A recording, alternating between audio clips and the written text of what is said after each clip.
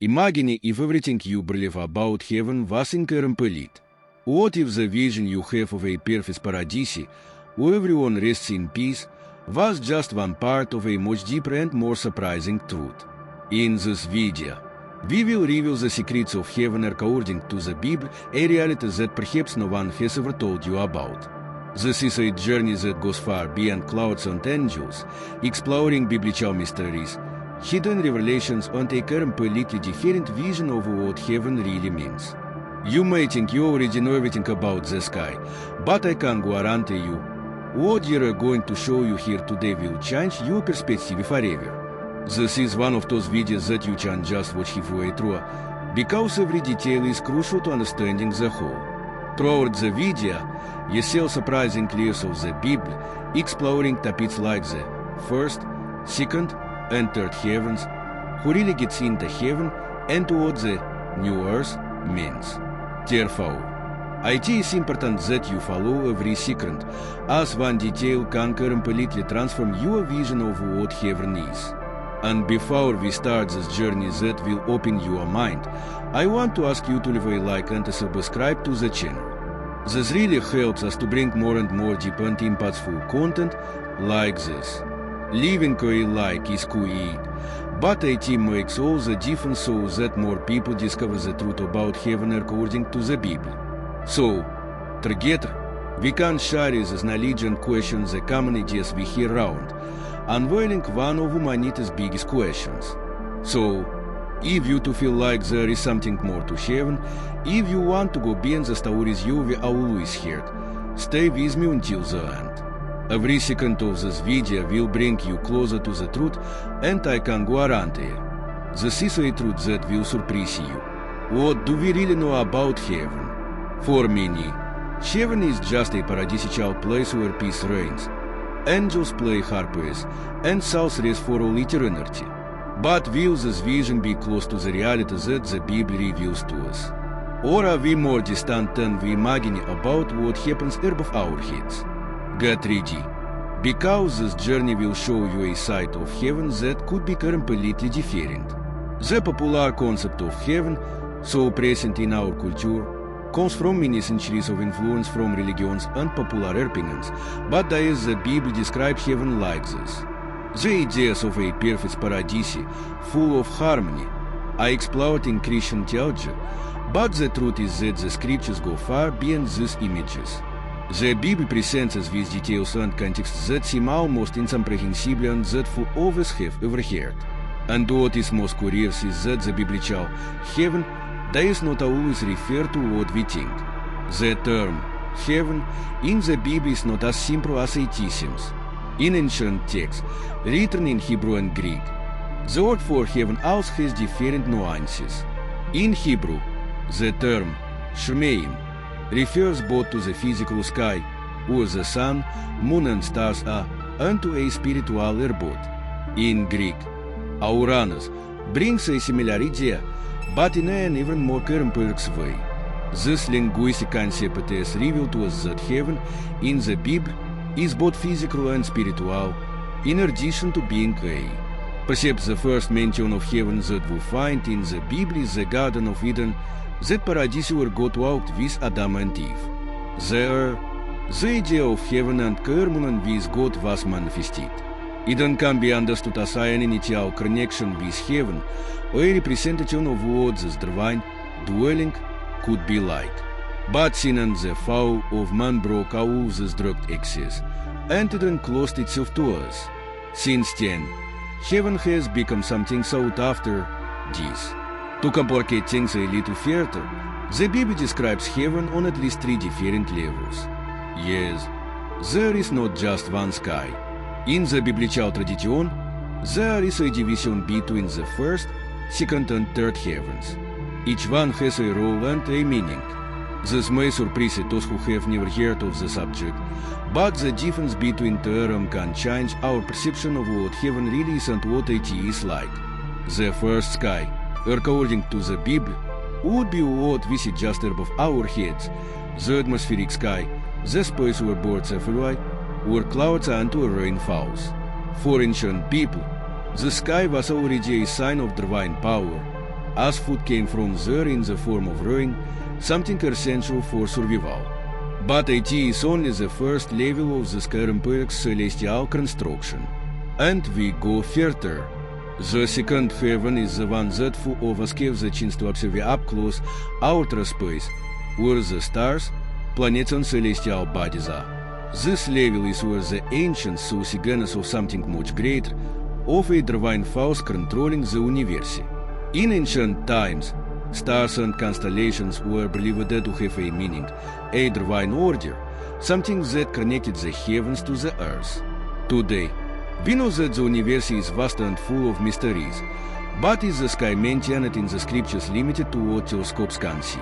Then we look to the third heaven, the one described as the dwelling place of God. This part of the sky is the most mysterious and unreachable for us, as it is described as the place where the Creator Himself dwells. The Apostle Paul, in one of his letters, mentions a personal experience in which he was caught up to the third heaven, where he saw and caught things that he could not describe. What did he see and hear? We don't know, because. But who actually gets to that place? Is there really a granted paradise for everyone? The scripture suggests that heaven is reserved only for a few, for those who faithfully follow God. Many interpret that this eternal home is not simply accessible to everyone, but rather to a special group who live in accordance with faith and divine teachings. This perspective challenges the most popular views about heaven as an automatic destination for everyone, leading. Another point that intrigues Bible readers and readers is the idea of a new heaven and new earth, mentioned in prophecies about the end of times. The Bible tells us about a renewal of all things, a time when the old heaven and the old earth will pass away, giving way to a new state of existence where there is no more pain, sadness, or death. The promise of this new heaven is something that awakens hope in many. But are we ready to understand what this transformation really means?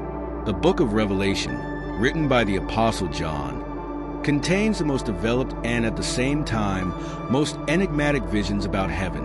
In his visions, John described heaven as a dazzling place, with streets of gold and hidden with pearls, where multitudes praise God eternally. But in addition to the beauties, he also describes heaven as the scene of intense spiritual battles. The Bible tells us about angels and spiritual beings in a constant fight against evil, indicating that heaven can be a place of peace, but also of. Many wonder if heaven is a physical place or a state of mind, and the scriptures seem to give room for both interpretations. There are sections that. It is also important to mention that the Bible speaks of heavenly positions. In heaven, there are beings that serve God, such as angels and archangels, each with a specific function. These beings are in constant service, and the idea of a divine position leads us to believe that heaven is an organized place where each function has its value. Jesus told us about heaven in several graces and made promises about this place. He made a point that, "In my Father's house are many mansions." This phrase suggests that heaven is not just a place for rest, but also a place of welcome and belonging. Each person would have a space prepared especially for them, a promise that generates peace and hope in many. Throughout history, various religions and cultures have reflected their own versions of heaven, and these versions often have commonalities with the biblical view. But are these interpretations bringing us closer to the truth? The Bible seems to maintain an air of mystery, revealing enough to give us hope, but not revealing all the secrets. Over the centuries, the interpretation of the sky has changed, and today we live in a time where the sky is seen in a more symbolic, more individual, and less physical way. However, the mystery and fascination with the sky remains. After all, the promise of heaven is not about an escape from reality, but about a place, a state, and an experience that, according to the Bible, will be the full realization of human existence. Ultimately, heaven remains a promise of a future where peace is eternal, where pain does not exist, and where everyone will be reunited with the Creator. This promise leads us to a final and provocative reflection. After all, what does the sky really represent? Is it just a distant dream, reserved for the end of our journey, or can it have an impact on our lives here and now? The Bible, in several passages, suggests that heaven is not just a destination after death, but also a present reality, accessible to those who seek to live in accordance with God's teachings. Jesus said that the kingdom of heaven is at hand, indicating that heaven, in some way, is also beginning to manifest itself among us here on earth. This means that heaven is not just a place we go, but also something we are invited to experience in small doses, through actions and choices that bring us closer to God's will. In other words, heaven is both a future promise and an experience we can begin to have now. This idea of a present sky invites us to reflect on our attitudes, relationships, and values. How can we live in a way that brings a little bit of heaven into our world? How can we make our daily lives a reflection of the values we hope to find in heaven? And perhaps this is precisely the key to understanding the depth of heaven according to the Bible, a place and a state of total communion with the divine. Heaven, in this sense, is not just a refuge to escape the pain of earth, but an invitation to an internal and profound transformation. By living in harmony with divine principles, we cultivate peace, love, and hope, values that are essential for a heavenly life. We then come to the conclusion that heaven, according to the Bible, is much more than a final destination or a simple home. It is a purpose, a promise, and a gift for those who seek to live with faith, guided by divine love. And by understanding this vision, we are challenged to reevaluate our beliefs and our way of living, recognizing that heaven may be closer than we imagine, not as a place, but as a reality that becomes increasingly present in our lives as we move closer to the purpose and peace that God intended for us from the beginning. So, for those who see heaven as just a distant and perfect place where we hope to one day go, the Bible brings a surprising message. Heaven, in all its complexity and mystery, is more than just a home. It is destiny. Those who seek to live with purpose and fullness. After all, the truth about heaven is that it is much more than we think. So, before closing, I want to invite you to leave a like if this content was revealed to you.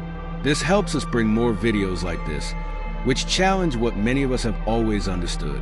And more, share this video with your friends and family. Who knows? This truth might also open their eyes to new understanding. And of course, subscribe to the channel and turn on notifications so you don't miss any of our next videos. We have many more mysteries and revelations ahead, and each one of them can change the way you see the world and faith. So, stay here and follow our upcoming content. You will be even more surprised. Until next time,